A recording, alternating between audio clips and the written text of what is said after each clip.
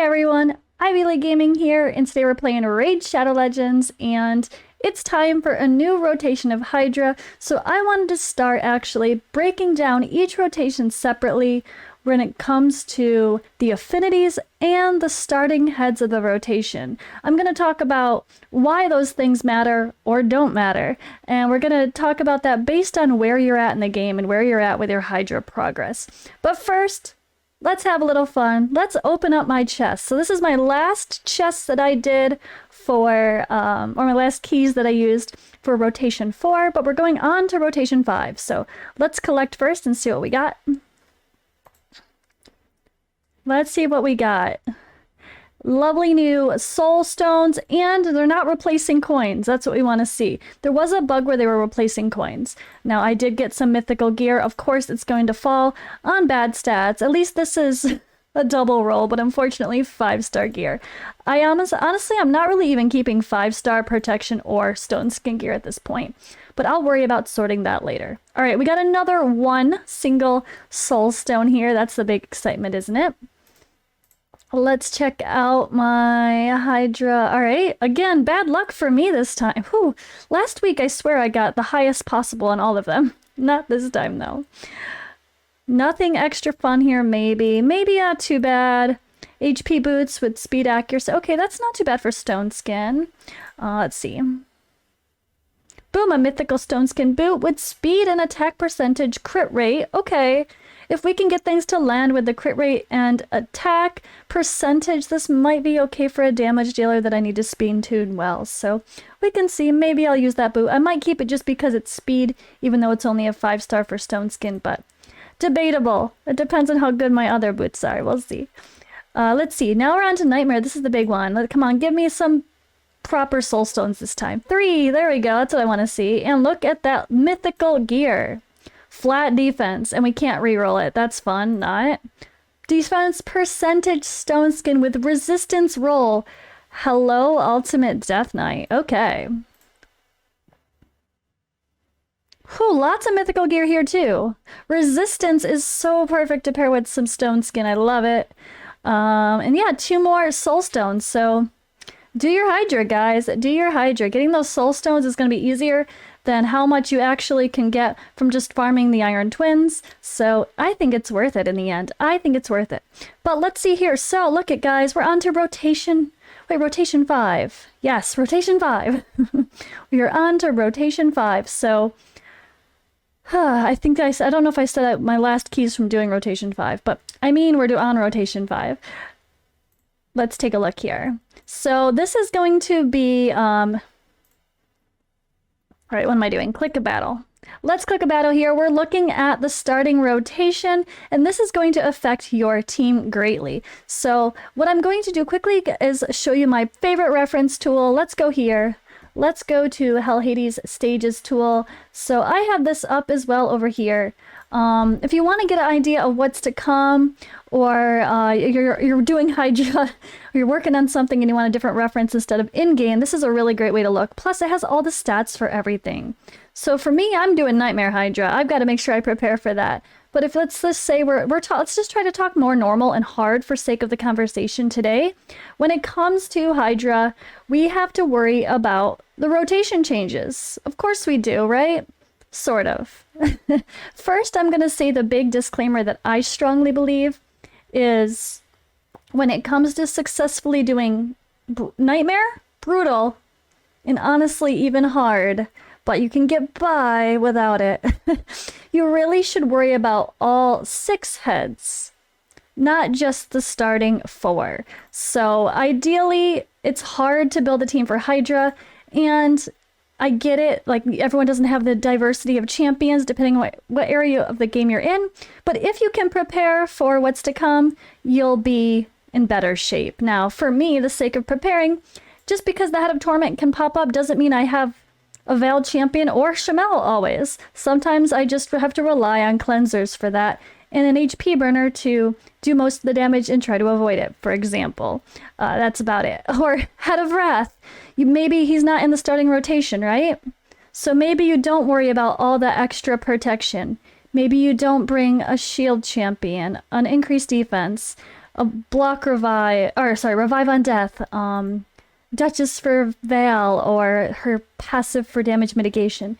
Maybe you worry a little less about that, but maybe having someone who has maybe one aspect of that as part of the kit you might want to use could just be a nice backup for when he does pop out and throw off your whole run, because he smashes hard. But yeah, let's actually dive right in. Let's talk about the starting rotation of heads. So who's going to be good based on the affinities is a big issue as well. For example, Head of Decay is magic this rotation. So you don't want to bring in a Provoker that's Spirit, do you?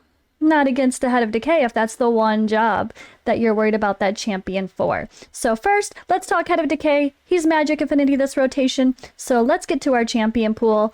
I'm going to pull up some champions that I think are key. We have Skull-Lord Vargal. He is solid for provoking the Head of Decay. Plus, he's the strong affinity, so that's always helpful. But also with him, I should mention, you actually don't have to worry about affinity. You can use him on any affinity when you're dealing with the Head of Decay because his provoke is a place instead of a hit. So keep that in mind as well. One thing to think of with affinities, and depending on the rotation, if the skill is a place versus a hit, you don't have to worry about what the affinity is because placing, you cannot get weak hits. When it comes to being a negative affinity, and if you get a weak hit though, you cannot land a debuff. So that can be an issue. So let's give an example.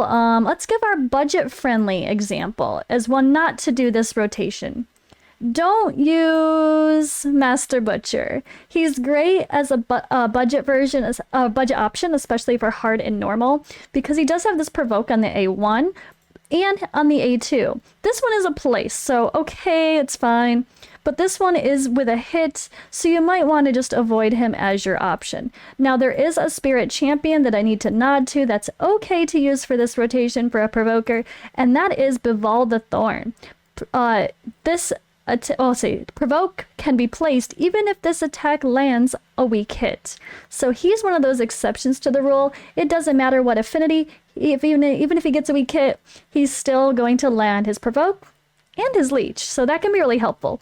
But Beval can also be a mischief target as long as you don't bring any other strengthen buffs to the team. He can be your mischief target, and he does a really good job with that. So he can be your Provoker and your mischief target, just like Skull-Lord Vargal can be as well. So they're kind of the one and the same with provoking and mischief targeting, which is a big factor in this current rotation. And even though he's bad affinity, it's okay. I also want to nod to our one of our best damage dealers and provokers for this rotation in Husk. He is positive affinity against the Head of Decay as well, and he has a provoke on his A1. So he's really great to have for supplemental provoking if you know you can't keep it up 100% of the time alone with the one character. Now, he also provides amazing damage with an AoE smash, and I would say almost never use his A1 in Hydra, or sorry, his A3 in Hydra, because you're more than likely going to be focusing this. I would focus the attack and crit damage for this max HP and build him hitting hard for sake of frequent use of the A1 and the smash. He's also good to put with something like Phantom Touch for that reason if you do build him with high attack. He does have low base attack though, it's kind of weird. He is definitely an HP based champion, its focus should be here, but if you can get some decent attack on him, which is hard because of his terrible base attack, it's actually better because you're going to be using the A1 a lot more, and you can just try to avoid using the A3. But he's really, really good for this rotation as far as provokers go. Of course, when it comes to provokers, we also can do the main mentions of a Krisk, Coronar, and Solus. Now, Void, who cares what affinity, right? Who cares what affinity when it's Void? So, when they're Void, they don't have to ever worry about what affinity is, right? So they're always solid options for your starting rotation when you're dealing with the Head of Decay. Now, the Head of Blight here. So the Head of Blight and the Head of Suffering are both Force. So keep that in mind when you're talking damage dealers as well. You probably want someone in the mix that is either Force or Spirit. There's not a lot of good, solid damage dealers that are spirit, honestly, especially for sake of Hydra. So you're probably going to stick to your husk for reliability of damage for these guys here. And when it comes to the Head of Mischief being spirit, you might want our friend Royal Guard in the mix. I'm going to call out Royal Guard and Ninja for dealing with the Head of Mischief damage-wise. Keep in mind the Head of Mischief cannot be targeted if not or guaranteed targeted, if it's not under a Hex debuff. So you're going to want AoE smashes if someone gets devoured by the Head of Mischief, or you're probably not going to get them out very quickly. So that's something really helpful to think about, is using like a Royal Guard for your main damage dealer as well. This is definitely a rotation where you could use Husk and Royal Guard in the same lineup, especially if you have multiple and you can do that on 2 or 3 keys. It's definitely worth it. Royal Guard smashes with his A2 here. He's a much better candidate for something like Phantom Touch or Crushing Rend because he actually has a good base attack. So that might be something to think about as well. If you're going to put Husk and Royal Guard in your team, build Royal Guard to smash with some solid attack, give him Crushing Rend or Phantom Touch Blessing, and if you have a Awakened Husk as well, maybe give him Cruelty to help the whole team. Stuff like that is what you want to think about for synergy when we're talking blessings as well. But Royal Guard is awesome in this rotation, even though there's 2 heads that are force. There's also, again, the Mischief, which is really hard to deal with for getting out a Devoured champion. So having him around could be really helpful as well. Plus he has decreased defense on the A1 and a decreased speed that could be supplemental to make sure those debuffs stay up all of the time. Now, when we're talking about the Head of Blight, the Head of Suffering, and the Head of Mischief, one of the most important things we need to bring to this fight is block buffs debuff.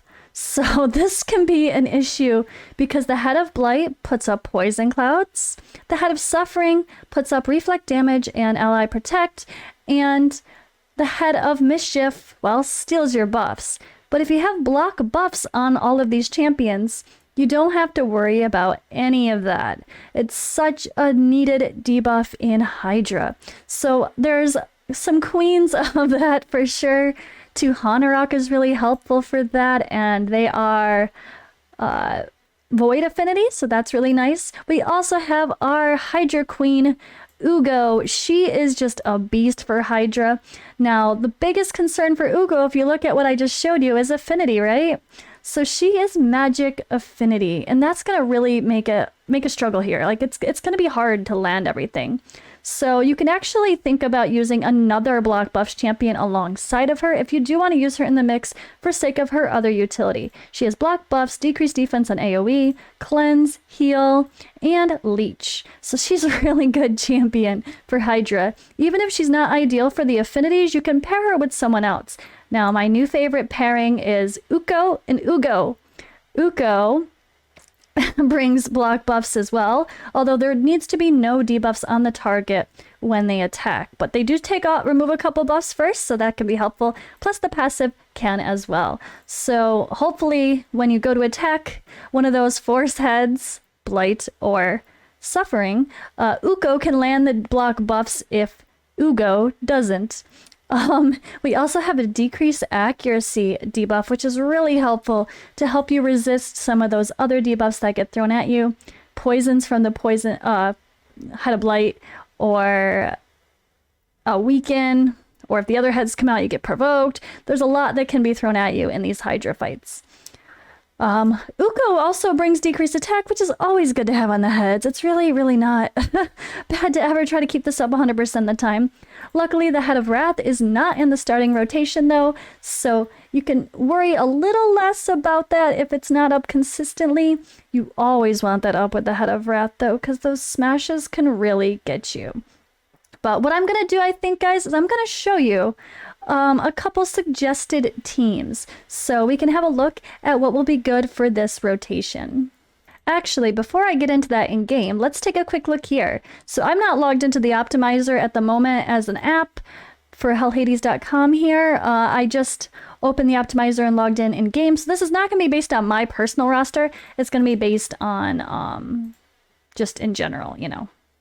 Let's just throw this, whatever. All right, rotation 5.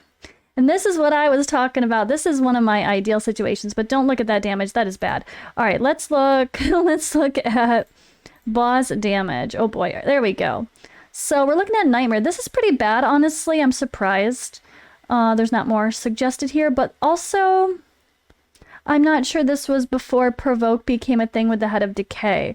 So this might have not come back to rotation 5 since we've been allowed to provoke the Head of Decay. I'm not sure, honestly. So that's something that could be really helpful. Is now we might see some different different suggestions here, depending on what you're fighting. Now this is Nightmare. I'm sure I'll be able to get higher. I'm not too worried. I think in this team here, it's not a bad team, honestly. I don't know that I would use Rector, and I think I would use 1 Royal Guard and 1 Husk instead. In a perfect world, I would say no Geomancer as well, and we'll talk about that. But let's go back. Let's go back. Let's just look at like hard Hydra. Let's look at hard, let's look at boss damage. This is such a great tool if you guys just want to get ideas for things to try in Hydra. You just log in and go to Team Optimizer, suggest a team, and see what on your account is suggested. So this is an interesting mix. This is based on the current rotation of rotation 5. So we should get some interesting teams once people start rolling with this. Now that we can provoke the Head of Decay, you're going to see a lot more. Double Trundas, guys, double Trundas. But let me get back to the game. I think in a perfect world, I would have a Necmothar on my team, but I don't. So I would say someone like Mother Sybil could sort of fulfill the role. Having decreased speed and increased speed, though, is really helpful. Necmothar really brings that. I don't have Mighty Uko yet because they're not in the mix. So what I'm going to do is put up 2 Ugos here for examples. But let's just pretend one of those are Uko along with Ugo. I think Ugo and Uko, Yucko, Ukko, however we say their names, are a really, really good combination for this boss. They just provide almost everything you need together. So putting those 2, you have really good coverage to place block buffs on all of the heads, and have all your affinity bases covered. So that's something to think about.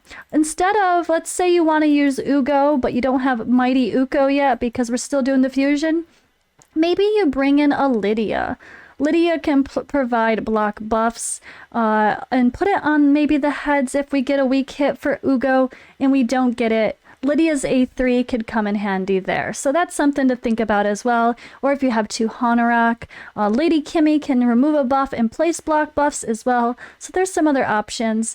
But again, Lady Kimmy would be bad affinity for 2 of the heads. So we're trying to have things match up to have our bases covered. If you have Deliana, she is also a solid option for this affinity. So let me throw her in there.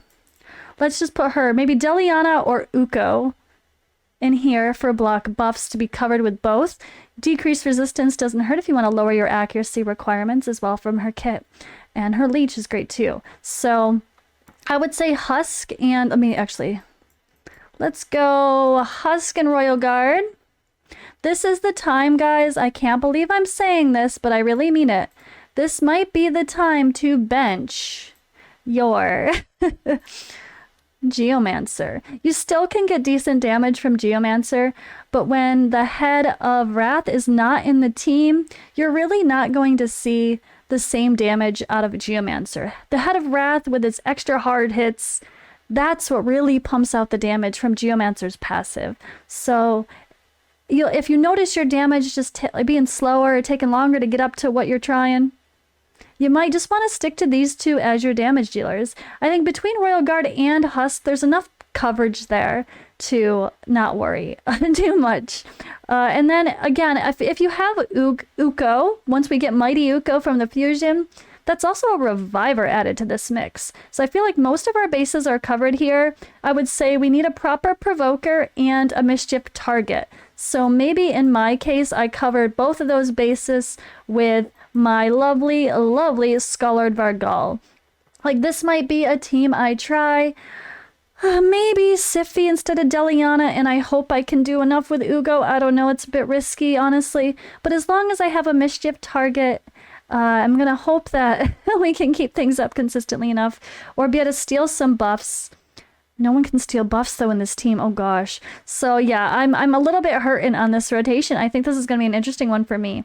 But just trying to think about putting people together that are going to synergize well and cover all the bases for this fight.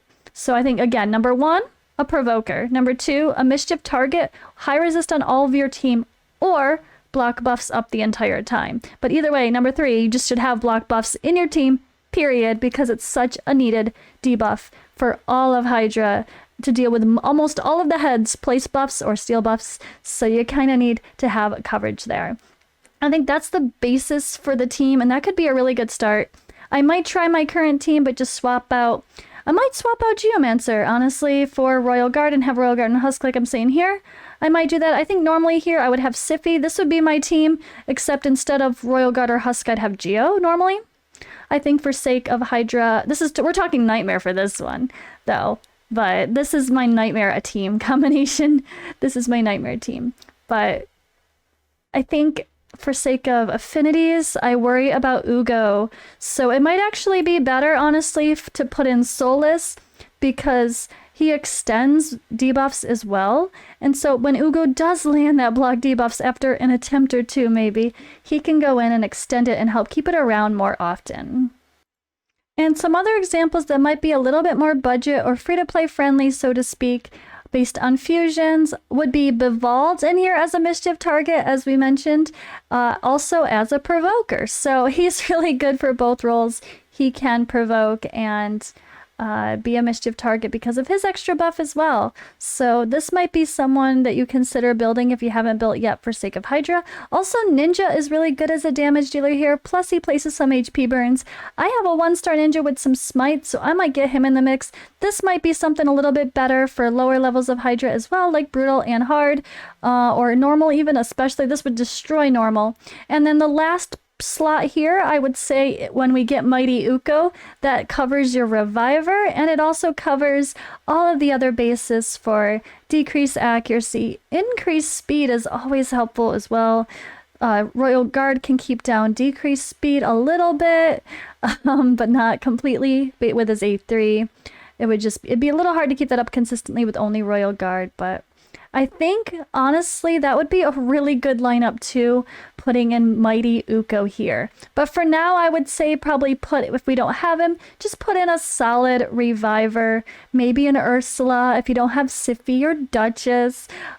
Just trying to get creative. Because yes, Hugo can be your Reviver, but at the end of the day, it's pretty hard to rely on everyone else dying except for her. By that point, you're probably screwed anyway. So we don't want Hugo to have to be the only Reviver in your team. Another good shout is Godseeker Aniri. So she can extend buffs, like Beval's shields maybe. And she can also heal and revive your team, and has a nice passive as well. So that's something to consider if you're trying to look at more of a budget-friendly team with epics.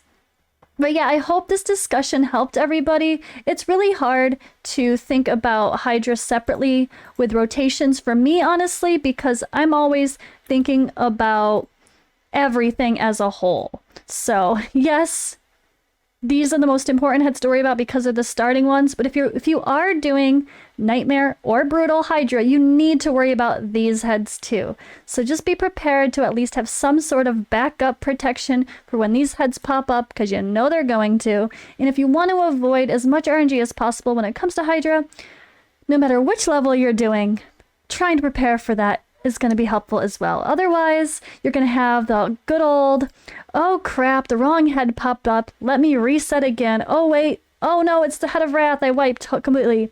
Gotta reset again. We don't want that, right? So just try to keep that in mind and not think about only 4 heads if you can. Also, don't stress too much. If you're a new player and you just unlocked Hydra, it's a little bit hard to try to, I don't know. It's hard to try to combat it with an early game account. So just maybe not worry about it for a little while if it's a little too much. Slowly work on normal and get learning all the different heads. And yeah, let me show you one more reference tool while I'm thinking about it. My article on this exact topic just went live on hellhades.com, so make sure you check this out. I will link that in the description below. I kind of break down things just a little bit like how we talked about them in this video, talking about the affinities, talking about some of the MVPs, and yeah, I think it's a nice article. I hope you guys appreciate this. If you prefer a written form to kind of sit down and reanalyze something versus watching a video all over again, maybe this will be helpful for you as well. Plus, you can check out our other guides on Hydra. We have talking about all the different heads, a general getting started with Hydra, and yeah, I really hope you guys can take advantage of these tools. There's so many great ones out there now, including this amazing website, which I'm happy to be writing some articles for. So thank you guys for watching. I'll leave it at that. Let me know in the comments below which people for this rotation of Hydra are you planning to use in your team. Thanks for watching. See you in the next video.